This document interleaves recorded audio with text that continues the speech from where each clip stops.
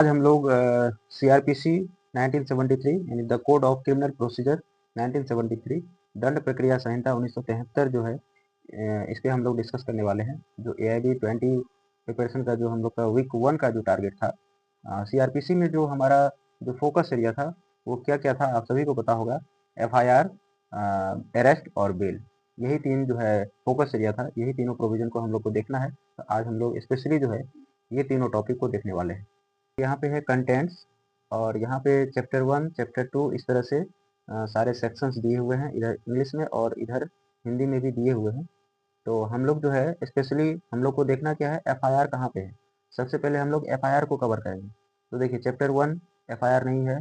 FIR को और मुझे भी पता है कि जो FIR है यानी फर्स्ट इंफॉर्मेशन रिपोर्ट वो कहाँ पे है, 154 में, यानी चैप्टर 12 है information to the police and their powers to investigate, right. Hindi में देख लीजिए इधर, पुलिस को इत्तला और उनकी अन्वेषण कार्य की शक्तियाँ, ये अध्याय 12 में है।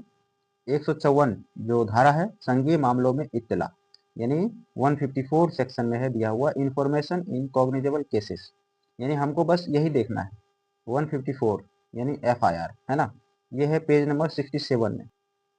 देखिए चैप्टर 12 में है information to the police and their powers to investigate, है ना। Section 154 information in cognizable cases, है ना, यानी संज्ञेय अपराध जो होता है कॉग्निजेबल ऑफेंस उस मैटर में, है ना, संज्ञेय वाद में जो है संज्ञेय केसेस में जो सूचना दी जाती है, इतला दी जाती है, उसी के बारे में बात किया गया है।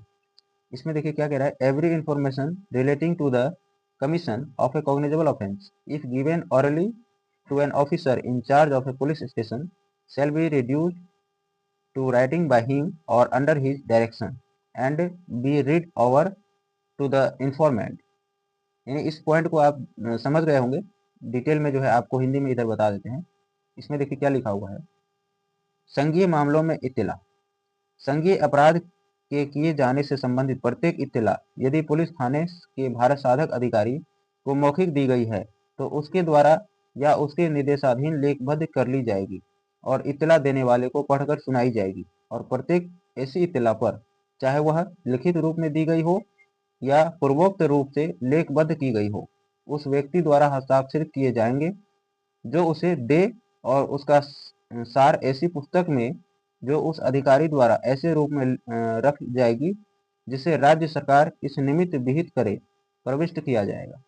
देखिए ये जो सेक्शन 154 है ये FIR के बारे में बात कर रहा है ना, यानी फर्स्ट इंफॉर्मेशन रिपोर्ट जो है संघीय मामलों में जब इतला की जाती है तो उसमें किस तरह से क्या क्या होता है। परंतु यदि किसी स्त्री द्वारा जिसके विरुद्ध भारतीय दंड संहिता 1860 जो है उसका धारा 326 क 326 ख, धारा 354, धारा 354 क, धारा 354 ख, धारा 354 ग, 354 घ, धारा 376, है ना, क ख ख और ग, धारा 376 घ, ये सब जो है धारा के अधीन किसी अपराध के लिए किए जाने का प्रयत्न किए जाने का अभिकथन किया गया है, कोई इत्तला दी जाती है, ऐसी इत्तला किसी महिला पुलिस अधिकारी या किसी महिला अधिकारी द्वारा अभिलिखित की जाएगी। इस पॉइंट को भी समझिएगा, यानी जब कोई कॉग्निजेबल केसेस में, कॉग्निजेबल ऑफेंस में सूचना दी जाती है FIR इंफॉर्मेशन यानी फर्स्ट इंफॉर्मेशन रिपोर्ट, तो वो थाने में दर्ज किया जाएगा लिखित रूप में। लेकिन अगर कोई महिला के द्वारा किया जा रहा है इत्तला तो उस कंडीशन में ये सब जो धारा के अंतर्गत अगर उस तरह का ऑफेंस है तो उस कंडीशन में महिला पुलिस अधिकारी के द्वारा उस जो है अभिलिखित की जाएगी और उसका जो इन्वेस्टिगेशन है या जो भी जांच पड़ताल है या जो इंक्वायरी या पूछताछ किया जाएगा वो सारा महिला पुलिस अधिकारी के द्वारा किया जाएगा। सेक्शन है हमारे पास 155, है ना, यानी धारा 155 वो कहता है असंघीय मामलों के बारे में इत्तला और ऐसे मामलों का अन्वेषण, यानी नॉन कॉग्निजेबल केसेस में, नॉन कॉग्निजेबल जो मामले होते हैं उसमें जो इत्तला दी जाती है वो 155 में बात किया गया है। जब पुलिस थाने के भार साधक अधिकारी को उस थाने की सीमाओं के अंदर असंज्ञेय अपराध के किए जाने की इत्तला दी जाती है तब वह ऐसी इत्तला का सार ऐसी पुस्तक में जो ऐसे अधिकारी द्वारा ऐसे प्रारूप में रखी जाएगी जो राज्य सरकार इस निमित्त विहित करे प्रविष्ट करेगा या प्रविष्ट कराएगा और इत्तला देने वाले को मजिस्ट्रेट के पास जाने का निर्देशित करेगा। यानी ये पॉइंट आप सभी को पता ही होगा जो 154 में जो है कॉग्निजेबल केसेस जो होते हैं उसमें एफआईआर की जाती है। और उसमें आप लोग भी देख लिए कि जो अगर महिला के द्वारा एफआईआर करवाया जा रहा है तो उसमें महिला अधिकारी होना जरूरी है कुछ कुछ पर्टिकुलर धाराओं के तहत। लेकिन 155 में जो है 155 उसमें बात कर रहा है नॉन कॉग्निजेबल केसेस में जब इत्तला दी जाती है तो उसको जो है पुलिस थाने में एफआईआर नहीं किया जाता है, लेकिन वो एक ऐसे रिकॉर्ड में रखा जाता है ताकि वो मजिस्ट्रेट के पास जाने का निर्देश देगा उसको, यानी डायरेक्ट वो जो है मजिस्ट्रेट के पास जा सकता है अगर इस तरह का कोई मामला है नॉन कॉग्निजेबल केस में, क्योंकि उसमें जो है पुलिस अधिकारी को हस्तक्षेप करने का अधिकार नहीं है। इस पॉइंट को देखिएगा, कोई पुलिस अधिकारी किसी असंज्ञेय मामले का अन्वेषण ऐसे मजिस्ट्रेट के आदेश के बिना नहीं करेगा जिसे ऐसे मामले का विचारण करने की या मामले के विचारणार्थ सुपुर्द करने की शक्ति है। ये पॉइंट समझ में आ गया आपको, पुलिस अधिकारी को ये पावर नहीं है। किसी पुलिस अधिकारी ऐसा आदेश मिलने पर वारंट के बिना गिरफ्तार करने की शक्ति के सिवाय अन्वेषण के बारे में वैसी शक्तियों का प्रयोग कर सकता है जैसे पुलिस थाने का भारसाधक संघीय मामलों में कर सकता है। यानी कॉग्निजेबल मैटर में पुलिस कर सकता है लेकिन नॉन कॉग्निजेबल में पुलिस नहीं कर सकता है बिना वारंट। जहां ऐसे मामले का संबंध ऐसे दो या अधिक अपराधों से है जिनमें से कम एक संज्ञेय है और वहां इस बात के होते हुए कि अन्य अपराध असंज्ञेय है, इस मामले में संज्ञेय मामला समझा जाएगा। यानी अगर कोई दो मैटर आ गया है, दो मामला है, सेम पर्सन के साथ वो घटना हो गया है, कुछ जो घटना है वो कॉग्निजेबल है और कुछ नॉन कॉग्निजेबल है, तो कॉग्निजेबल मैटर ही समझा जाएगा और वो पुलिस थाने में रिपोर्ट किया जाएगा। लेकिन अगर टोटल का टोटल पूरा मामला जो है नॉन कॉग्निजेबल है तो पुलिस जो है उसको मजिस्ट्रेट के समक्ष जाने का निर्देश दे देगा, है ना। यानी 154 में जो है कॉग्निजेबल मैटर में एफआईआर दर्ज की जाती है और 155 में नॉन कॉग्निजेबल के मैटर में। संज्ञेय मामलों का अन्वेषण करने की पुलिस अधिकारी की शक्ति। कोई पुलिस थाने के भारसाधक अधिकारी मजिस्ट्रेट के आदेश के बिना किसी ऐसे संज्ञेय मामले का अन्वेषण कर सकता है जिसकी जांच या विचारण करने की शक्ति उस थाने की सीमाओं के अंदर के स्थानीय क्षेत्र पर आधारित अधिकारिता रखने वाले न्यायालय को अध्याय 13 के बंधों के अधीन है। यानी पुलिस अधिकारी जो है संज्ञेय मामले का जो अन्वेषण है वो बिना मजिस्ट्रेट का आदेश के बिना भी वो कर सकता है, लेकिन असंज्ञेय मामले में उसको आदेश का जरूरत पड़ेगा। किसी ऐसे मामले में पुलिस अधिकारी की किसी कार्यवाही को किसी भी प्रकार में इस आधार पर प्रश्नगत न किया जाएगा कि वह मामला ऐसा था जिसमें ऐसा अधिकारी इस धारा के अधीन अन्वेषण करने के लिए सशक्त न था। ये सारे पॉइंट जो है 156 का है। तो 154 में हम लोग देख लिए, 154 में हम लोग क्या देखे, कॉग्निजेबल केसेस में एफआईआर की जाती है, 155 में नॉन कॉग्निजेबल में। और अगर नॉन कॉग्निजेबल कॉग्निजेबल दोनों है तो कॉग्निजेबल मैटर ही समझा जाएगा और पुलिस थाने के अंदर उसका विचारण किया जाएगा। और 156 में कह रहा है कि संज्ञेय मामले जो है कुछ कुछ मैटर में कॉग्निजेबल मैटर में उसमें पुलिस अधिकारी का जो पावर है उसकी बात किया गया है 156 में।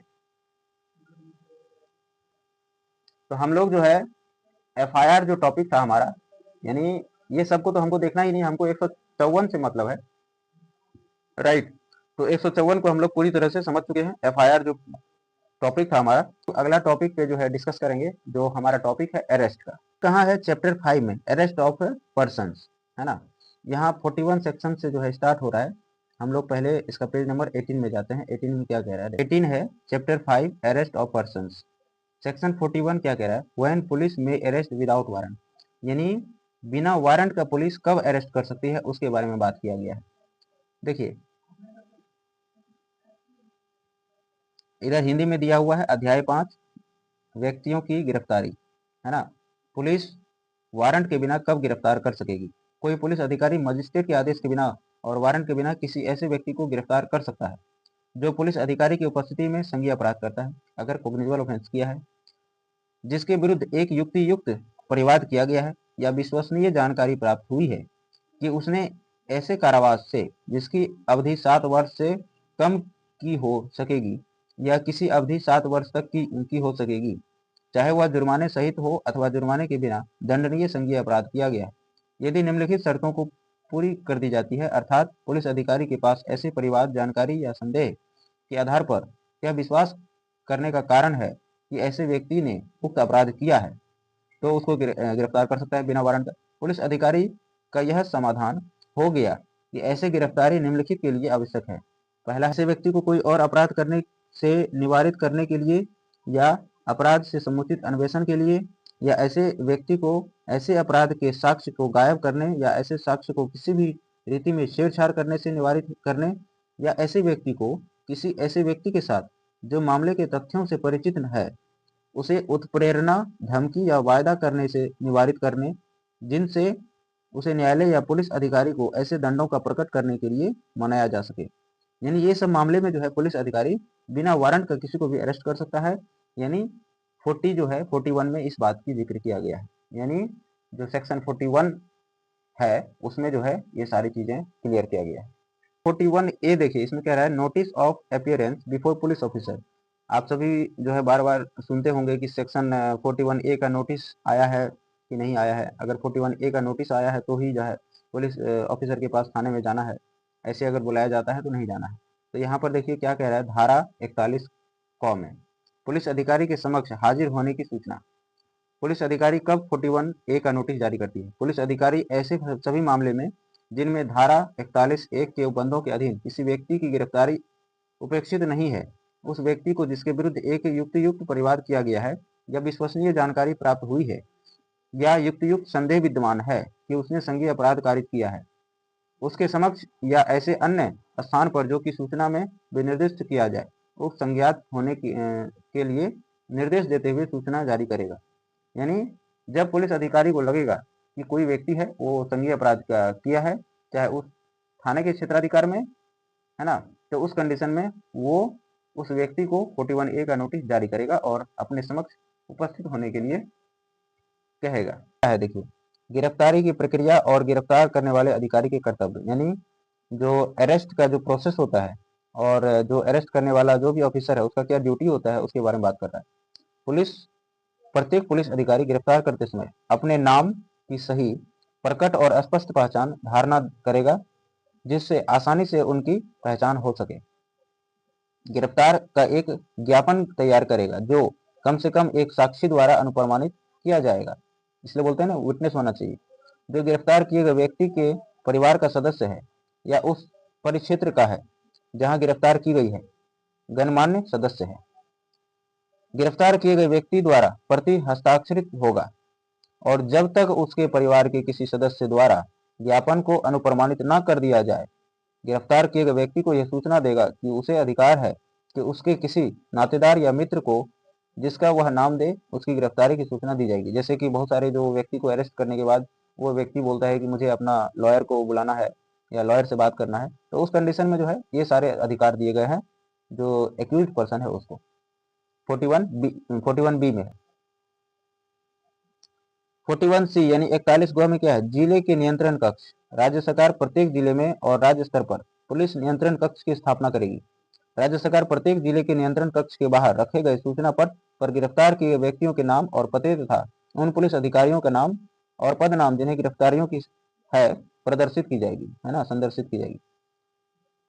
तो ये सारे चीज जो है 41C में है। 41D में क्या है, गिरफ्तार किए गए व्यक्तियों का पूछताछ के दौरान अधिवक्ता से मिलने का अधिकार। यानी उसको जो है अपने लॉयर से मिलने का अधिकार है। किसके तहत, सेक्शन 41D के तहत CRPC।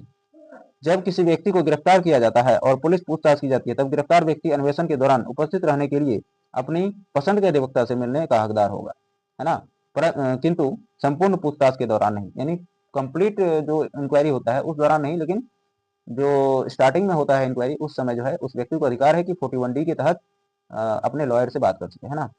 तो हम लोग समझ गए 41 में गिरफ्तारी के बारे में बात किया गया है, कब बिना वारंट का गिरफ्तार किया जाएगा। 41A में जो है नोटिस जारी करेगा पुलिस, उस व्यक्ति को पहले अपियर करेगा। 41B में जो अरेस्ट का प्रोसेस है और जो अधिकारी का कर्तव्य है उसके बारे में बात किया गया। 41C में जो राज्य सरकार का जो भी कर्तव्य है जिले के नियंत्रण कक्ष में ये सब कुछ करने का। 41D में उस व्यक्ति को अधिकार है किसी भी अपने जो पसंद के लॉयर है उनसे बातचीत करने का, पूछताछ करने का, यानी कि सलाह लेने का, है ना। तो हम लोग जो है 41D तक हम लोग कंप्लीट समझ गए हैं। जो अरेस्ट का प्रोसेस है उससे रिलेटेड जो भी प्रोविजन है उसको हम लोग समझ लिए हैं। 42 में देखिए क्या है, नाम और निवास बताने से इनकार करने पर गिरफ्तारी। अगर कोई व्यक्ति जो है अपना नाम नहीं बता रहा है, एड्रेस नहीं बता रहा है, उस कंडीशन में गिरफ्तार किया जाएगा 42 के तहत। जब कोई व्यक्ति जिसने पुलिस अधिकारी की उपस्थिति में असंज्ञेय अपराध किया है, यानी नॉन कॉग्निजेबल ऑफेंस किया है, या जिस पर पुलिस अधिकारी की उपस्थिति में असंज्ञेय अपराध करने का अभियोग लगाया गया है, उस अधिकारी की मांग पर अपना नाम और निवास बताने से इनकार करता है या ऐसा नाम निवास बताता है जिसके बारे में उस अधिकारी को यह विश्वास करने का कारण है कि वह मिथ्या है यानी झूठ है, तब वह ऐसे अधिकारी द्वारा इसलिए गिरफ्तार किया जाता है कि उसका नाम और निवास अविनिश्चित किया जा सके। यानी नाम और निवास अविनिश्चित करने के लिए 42 के तहत अरेस्ट कर सकती है पुलिस, है ना। प्राइवेट व्यक्ति द्वारा गिरफ्तारी और ऐसे गिरफ्तारी पर प्रक्रिया। कोई प्राइवेट व्यक्ति किसी ऐसे व्यक्ति को जो उसकी उपस्थिति में अजमानतीय और संज्ञेय अपराध करता है या किसी उद्घोषित अपराधी को गिरफ्तार कर सकता है या गिरफ्तार करवा सकता है, और ऐसे गिरफ्तार किए गए व्यक्ति को अनावश्यक विलंब के बिना पुलिस अधिकारी के हवाले कर देगा या हवाले करवा देगा, या पुलिस अधिकारी की अनुपस्थिति में ऐसे व्यक्ति को अभिरक्षा में निकटतम पुलिस थाने में ले जाया जाएगा। देखिए 43 में बात किया गया कि अगर कोई व्यक्ति प्राइवेट व्यक्ति है और वो किसी व्यक्ति को गिरफ्तार कर सकता है, लेकिन वो अगर अजमानती अपराध यानी अजमानती अपराध या जो कॉग्निजेबल ऑफेंस है वो करता है, उस कंडीशन में क्या है कि उस व्यक्ति को जो है अपने अभिरक्षा में रख सकता है, और जब पुलिस अधिकारी पुलिस थाने में ले जाया जाएगा तो उस कंडीशन में वो पुलिस अधिकारी को वो सुपुर्द कर देगा। यदि यह विश्वास करने का कारण है ऐसा व्यक्ति धारा 41 के उपबंधों के अंतर्गत आता है तो पुलिस अधिकारी उसे फिर से गिरफ्तार करेगा। यानी प्राइवेट व्यक्ति जो है थाने में ले जाया जाएगा, और थाना जो है अगर उसको लगता है कि 41 के तहत कोई ऐसा उपबंध के अंतर्गत आता है, उसका जो भी अपराध है, तो वो पुलिस अधिकारी जो है उसको अरेस्ट करेगा, है ना। अब इसमें जो है कुछ कुछ प्रोविजन दिया है, आप देख लीजिएगा इसमें 43 में। 44 में क्या है, मजिस्ट्रेट द्वारा गिरफ्तारी, है ना।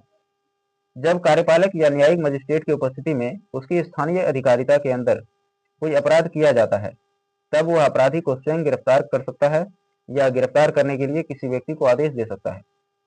जब जमानत के बारे में इसमें अंतर्विष्ट उपबंधों के अधीन रहते हुए अपराधी को अभिरक्षा के लिए सुपुर्द कर सकता है। यानी 44 में जो है मजिस्ट्रेट के द्वारा गिरफ्तारी की जाएगी, इसको याद रखिएगा। 45 में सशस्त्र बलों के सदस्यों की गिरफ्तारी के संरक्षण।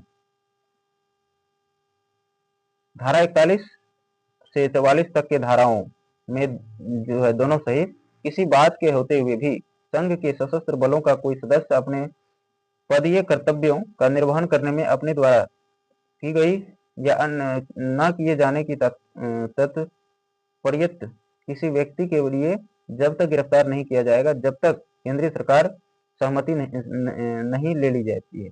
यानी इसमें बात किया गया है सशस्त्र बलों के सदस्यों का अगर गिरफ्तारी किया जाता है तो उसमें कुछ प्रोटेक्शन उसको मिला हुआ है सेंट्रल गवर्नमेंट का, तो उसकी बात किया गया है 45 में। 46 में क्या है, गिरफ्तार कैसे की जाएगी, अरेस्ट करने का जो प्रोसेस है उसके बारे में बात कर रहा है। गिरफ्तार करने में पुलिस अधिकारी या अन्य व्यक्ति जो गिरफ्तार कर रहा है, गिरफ्तार किए जाने वाले व्यक्ति के शरीर को वस्तुतः छुएगा या परिरुद्ध करेगा जब तक उसने वचन या कर्म द्वारा अपने को अभिरक्षा में समर्पित न कर दिया हो, है ना। यहाँ 46 में बात कर रहा है गिरफ्तार करने का जो प्रोसेस है वो उसकी बात कर रहा है। 47 में क्या कह रहा है, उस स्थान की तलाशी जिसमें ऐसा व्यक्ति प्रविष्ट हुआ है जिसकी गिरफ्तार की जानी है। पहले उस स्थान की तलाशी ली जाएगी इसमें उस व्यक्ति जो है प्रविष्ट हुआ है और या जिसकी गिरफ्तार की जानी। यदि गिरफ्तार के वारंट के अधीन कार्य करने वाले किसी व्यक्ति को या गिरफ्तार करने के लिए प्राधिकृत किसी पुलिस अधिकारी को यह विश्वास करने का कारण है कि वह व्यक्ति उसे गिरफ्तार किया जाना है किसी स्थान में प्रविष्ट हुआ है या उससे अंदर, तो ऐसे स्थान में निवास करने वाला या उस स्थान का भाषालक कोई भी व्यक्ति पूर्वोक्त रूप में कार्य करने वाले व्यक्ति द्वारा ऐसे पुलिस अधिकारी द्वारा मांग किए जाने पर उसमें उसे अबाध प्रवेश करने देगा और उसके अंदर तलाशी लेने के लिए सब उचित सुविधाएं देगा। यानी कहीं ना कहीं जो है 47 में ये प्रोविजन है कि जब किसी व्यक्ति को गिरफ्तार किया जाएगा तो पहले जो है जब वहाँ पे जिस जगह पे उसको रखेगा तो उसको तलाशी जो है वहाँ पे लिया जाएगा। 48 में कह रहा है कि अन्य अधिकारिताओं में अपराधियों का पीछा करना। पुलिस अधिकारी ऐसे किसी व्यक्ति को जिसे गिरफ्तार करने के लिए वह प्राधिकृत है वारंट के बिना गिरफ्तार करने के प्रयोजन से भारत के किसी स्थान में उस व्यक्ति का पीछा कर सकता है। देखिए 48 जो पॉइंट है धारा 48 इसमें कह रहा है कि पुलिस अधिकारी को ये पावर दिया गया है कि वो अगर किसी व्यक्ति को जो है गिरफ्तार करने के लिए वारंट के बिना यानी अगर कॉग्निजेबल ऑफेंस में गिरफ्तार करना है यानी 41 के तहत यानी 41 के तहत अगर उसको अरेस्ट करना है तो वो भारत के किसी भी स्थान को उस व्यक्ति का पीछा कर सकता है। 49 में कह रहा है अनावश्यक अवरोध न करना। गिरफ्तार किए गए व्यक्ति को उससे अधिक अवरुद्ध न किया जाएगा जितना उसको निकाल भागने से रोकने के लिए आवश्यक है। अब देखिए जो व्यक्ति को अरेस्ट किया जाता है तो उसको इतना अवरुद्ध नहीं किया जाएगा कि जिससे वो निकल भागने के लिए रोकने के लिए आवश्यक है। यानी उसको बस उस जगह से भागने का प्रयास करेगा तो उसको बस वहीं तक रोकने के लिए आवश्यक है, बाकी उसको अनावश्यक रूप से अवरोध ना करेगा। यानी कोई व्यक्ति अगर चुपचाप अरेस्ट हो गया है तो उसको जोर जबरन जो है किसी तरह से टॉर्चर नहीं किया जाएगा। 49 के बाद 50 में देखिए क्या कह रहा है, गिरफ्तार किए गए व्यक्ति को गिरफ्तारी के आधारों और जमानत के अधिकार इत्तला दी जाना। यानी जब किसी व्यक्ति को गिरफ्तार किया जाता है तो उसको जो है उसका जो जमानत का आधार है, अधिकार है, उसके लिए उसको सूचना दिया जाएगा। किसी व्यक्ति को वारंट के बिना गिरफ्तार करने वाला प्रत्येक पुलिस अधिकारी या अन्य व्यक्ति उस व्यक्ति को उस अपराध की जिसके लिए वह गिरफ्तार किया गया है पूर्ण विशिष्टियां या ऐसे गिरफ्तारी के अन्य आधार तुरंत सूचित करेगा। ये पुलिस ऑफिसर का जो है ये ड्यूटी है, कर्तव्य है। 50 में 50 धारा 50A में देखिए क्या कह रहा है, गिरफ्तार करने वाले व्यक्ति की गिरफ्तारी आदि के बारे में नामित व्यक्ति को जानकारी देने की बाध्यता। यानी 50 क के तहत जो है गिरफ्तार करने वाले व्यक्ति जो है, अगर गिरफ्तार करने वाला व्यक्ति को गिरफ्तार किया गया है तो गिरफ्तारी के बारे में उस व्यक्ति को जानकारी देगा, यानी पुलिस ऑफिसर। इस संहिता के अधीन किसी गिरफ्तारी करने वाले प्रत्येक पुलिस अधिकारी या अन्य व्यक्ति ऐसी गिरफ्तारी या उस स्थान के बारे में जहां गिरफ्तार किया गया व्यक्ति रखा गया है जानकारी उसके मित्रों, नातेदारों, यानी उसके रिलेटिव सबको ये सूचना देगा। ठीक है, 50A के तहत। 51 में क्या है, गिरफ्तार किए गए व्यक्तियों की तलाशी।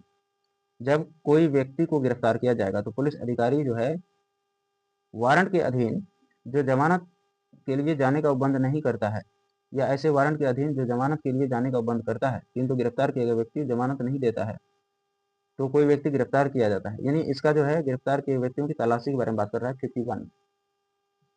52 में क्या कह रहा है, आक्रामक आयुधों का अभिग्रहण करने की शक्ति।